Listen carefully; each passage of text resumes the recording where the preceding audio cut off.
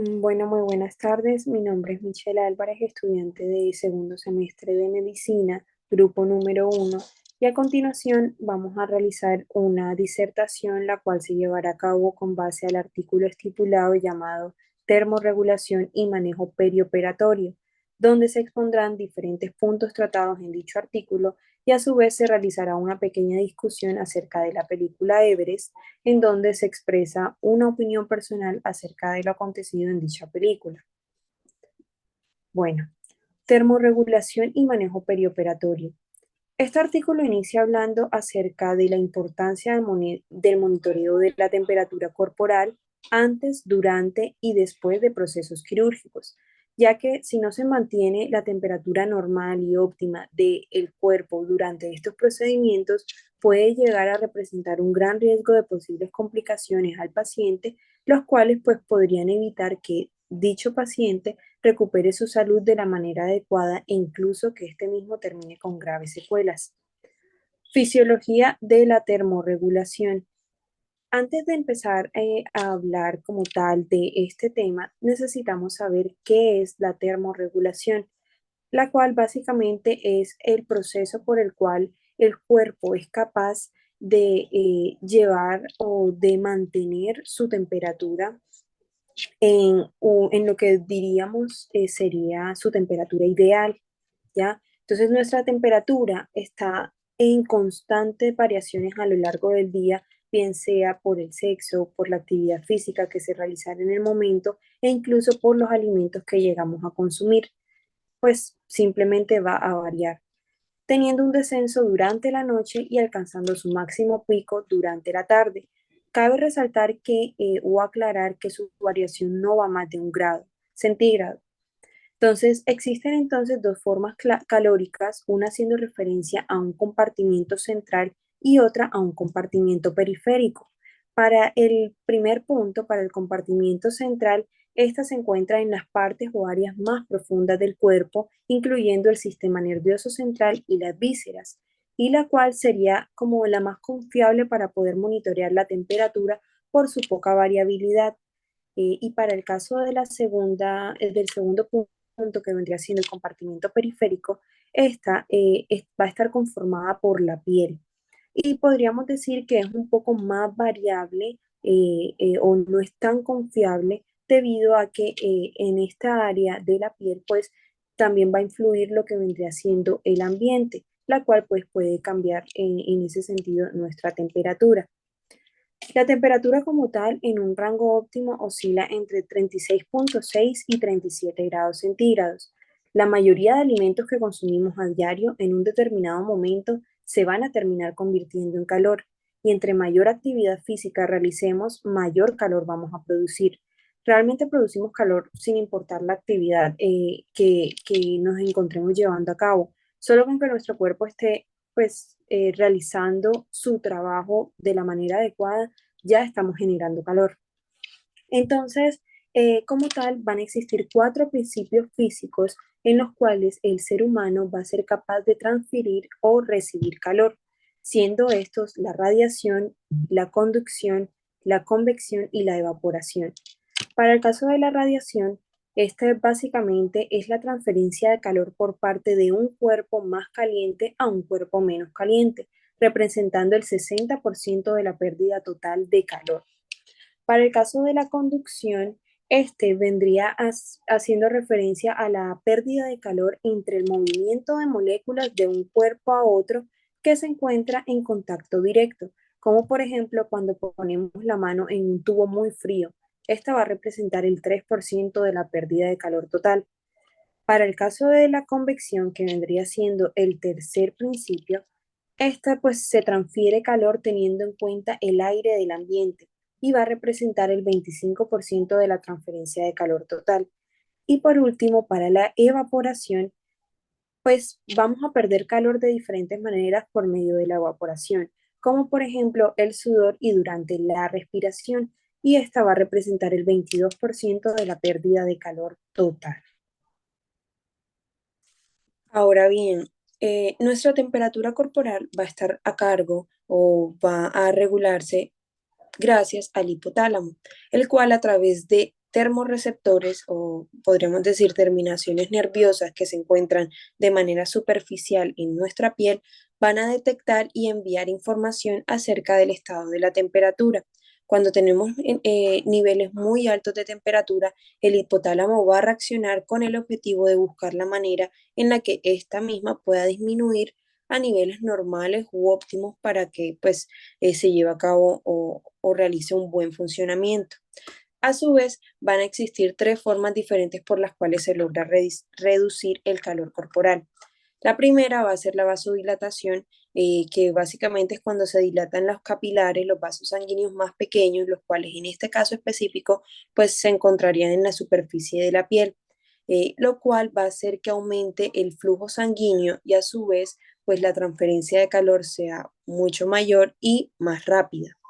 Para el segundo aspecto, la sudoración, este es un proceso fisiológico completamente natural que se da cuando nos encontramos expuestos a temperaturas muy elevadas o cuando realizamos algún tipo de actividad física. Nuestro cuerpo se va a ver obligado a sudar con el objetivo de poder lograr una termorregulación o una manera pues de regresar al cuerpo a su temperatura normal. Y por último tenemos la vasoconstricción. Cuando estamos expuestos a temperaturas muy bajas, la vasoconstricción es una de las primeras reacciones o respuestas que tiene el cuerpo. Esta va a disminuir la pérdida de calor hasta un 25%. Termorregulación durante anestesia general y regional. En la anestesia general específicamente, pues iniciamos hablando de que la temperatura corporal es uno de los signos vitales más importantes que hay que tener en cuenta en todo momento. Cuando un paciente se encuentra anestesiado, su temperatura corporal va a disminuir entre 2 a 6 grados centígrados.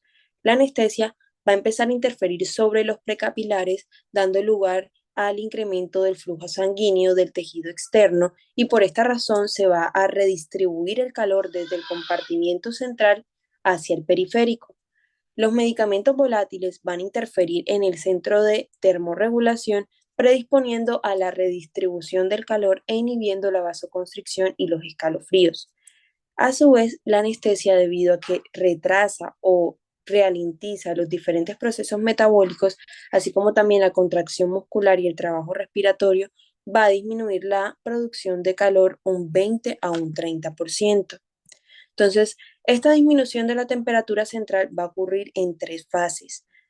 La primera fase, que sería luego de la inducción de la anestesia, esta se va a disminuir pues la temperatura corporal alrededor de 1 a 1,5 grados centígrados y el calor se va a empezar a distribuir desde el compartimiento central hacia los órganos periféricos.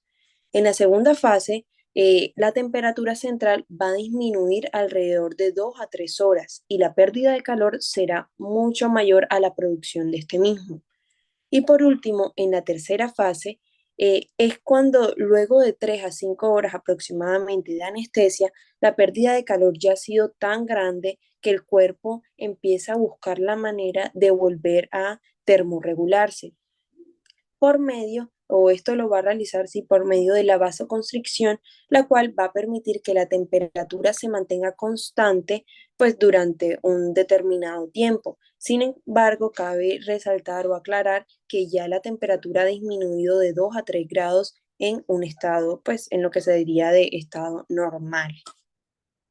Bueno, para el caso de la anestesia regional, pues este realmente ocurre algo bastante similar a lo que ocurre durante la anestesia general. Aquí también se presenta hipotermia, se puede llegar a presentar pues, hipotermia debido a la gran pérdida de calor por parte de áreas vasodilatadas y el gran trabajo del cuerpo por buscar una termorregulación al redistribuir el calor desde el compartimento central a los periféricos. A su vez, pues la pérdida de calor va a exceder a la producción de la misma y la estabilidad de la temperatura en una última fase va a terminar dependiendo de factores externos como la duración de la cirugía, así como el grado de magnitud que puede presentar esta. Y a su vez, pues va a interferir también o va a intervenir lo que vendría siendo la temperatura del ambiente.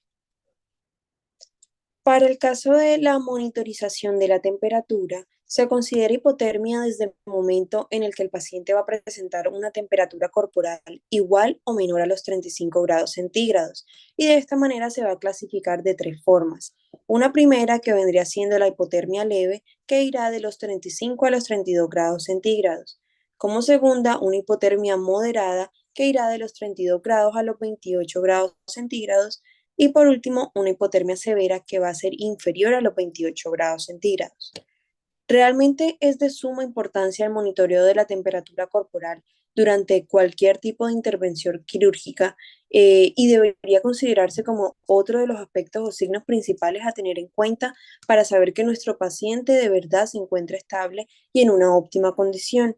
Aunque en procedimientos menores de 30 minutos no se hace tan necesario el constante monitoreo, ya que la variabilidad de la temperatura por la constante redistribución del calor en el cuerpo hace que sea un poco compleja su monitorización. Sin embargo, para procedimientos que requieran más de 30 minutos, sí es vital su monitoreo constante. Para la toma de temperatura, uno de los lugares más confiables para llevar a cabo este monitoreo va a ser la arteria pulmonar, ya que va a mantener una temperatura bastante similar a la vena yugular y por ende al compartimiento central. Otra área que resulta bastante confiable para este tipo de monitoreos va a ser la nasofaringe, ya que la forma en la que se realiza el monitoreo hace que quede cerca del cerebro y por ende del compartimiento central. En general, para monitorear la temperatura, uno de los principales objetivos, por decirlo así, va a ser que eh, se tome desde el compartimiento central, siendo este pues uno de los pues nos va a arrojar un resultado bastante confiable y exacto. Por esta razón, siempre se busca que los lugares en donde se tome, pues queden cercanos a dicho compartimiento. Sin embargo, pues esto no quiere decir que estos sean los únicos lugares donde se pueda realizar el monitoreo, ya que hay otras áreas como la axila o la piel que también permiten hacer un registro de la temperatura corporal, aunque con un poco menos de precisión, pero se logra hacer una aproximación bastante razonable. A su vez, cabe aclarar que hay diferentes intervenciones quirúrgicas que por su ubicación hacen que en algunas áreas no se logre registrar la temperatura.